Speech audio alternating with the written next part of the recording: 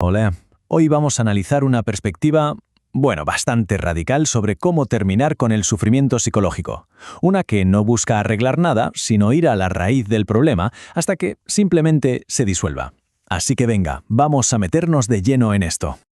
Quédense con esta frase. Es la idea central, una idea bastante provocadora que vamos a desgranar a lo largo de este análisis. Al principio puede sonar un poco rara, pero la invitación es a seguir el hilo, porque de verdad que apunta hacia una liberación muy profunda. A ver, esto es algo que casi todo el mundo ha vivido, ese dolor que se arrastra de la historia personal, sobre todo de temas familiares. Pero, ¿y si la verdadera fuente de ese dolor no fuera lo que pasó, sino algo mucho más sutil, algo que está pasando ahora mismo en la propia mente? Aquí está la clave de todo. Hay que ver la diferencia tan grande entre la experiencia directa, en bruto, o sea, las sensaciones físicas puras en el cuerpo, y las historias, las etiquetas que la mente les pone encima. Rechazo no es una sensación física, es una historia. Abandono es una interpretación. El sufrimiento, de verdad, no está en el nudo del estómago, sino en la historia de no soy digno que se construye a su alrededor. Y ojo, que este proceso de etiquetar no es un error de la mente, para nada. Es un mecanismo de supervivencia. Lo que intenta la mente es proteger una identidad inventada, clasificando el mundo en esto es seguro y esto es peligroso. Lo irónico es que, al intentar protegernos, acaba creando justo lo que quiere evitar, esa sensación de separación y de miedo. Construye una prisión con sus propios muros. Y esto nos lleva a una pregunta todavía más heavy. Si el sufrimiento está en la etiqueta y no en la experiencia, entonces, ¿quién es exactamente el que sufre? Vamos a poner en duda la identidad misma de ese yo que siente el dolor. Aquí es donde todo da un vuelco. La idea es que no somos un sustantivo, un yo estático que colecciona experiencias como si fueran cosas. Somos un verbo. Somos el experimentar en sí mismo. La conciencia es como un río, ¿saben? Un flujo constante de pensamientos, de sensaciones, y la idea de que hay un dueño de ese río es una ilusión. Entonces, aquí está el punto crucial. Ese yo que sentimos ser, esa identidad central, es la construcción mental definitiva. Es la etiqueta raíz de la que cuelgan todas las demás etiquetas que nos hacen sufrir. Antes de sentir rechazo o soledad, tiene que existir la idea de un yo que puede ser rechazado o que puede estar solo. Y así es como aplicamos esto al problema del principio.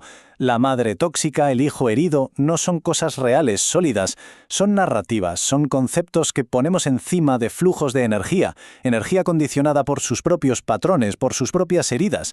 No hay una víctima y un verdugo como tal, solo energía interactuando. Bueno, y todo esto nos lleva a la solución, que, ojo, no es una técnica para sentirse mejor, sino una visión que lo cambia absolutamente todo. En muchas tradiciones de sabiduría a esto se le llama vacuidad, y es la clave para desmontar el sufrimiento de raíz. A ver, esto es súper importante que quede claro. Ver la vacuidad no significa que nada importa o negar que el dolor existe. Todo lo contrario, es liberarse del peso de las historias personales. Es la libertad de un yo falso que necesita que lo defiendan todo el rato. Es ver el dolor como lo que es. Energía que pasa, sin un dueño al que pegarse. Y la consecuencia de ver esto es brutal.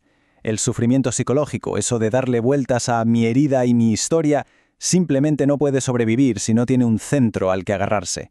Si no hay un yo roto, no hay nada que arreglar. El problema entero se deshace. Claro, ahora es muy probable que surja una pregunta muy lógica basada en la experiencia. Porque una cosa es entender esto con la cabeza y otra muy distinta es vivirlo en el día a día. Exacto. Esa es la gran frustración, ¿verdad? Se puede tener este momento de claridad increíble y al día siguiente sentir que todo el drama familiar vuelve con la misma fuerza de siempre. Pero esto no significa que la comprensión sea falsa, solo revela que hay otra capa en el proceso.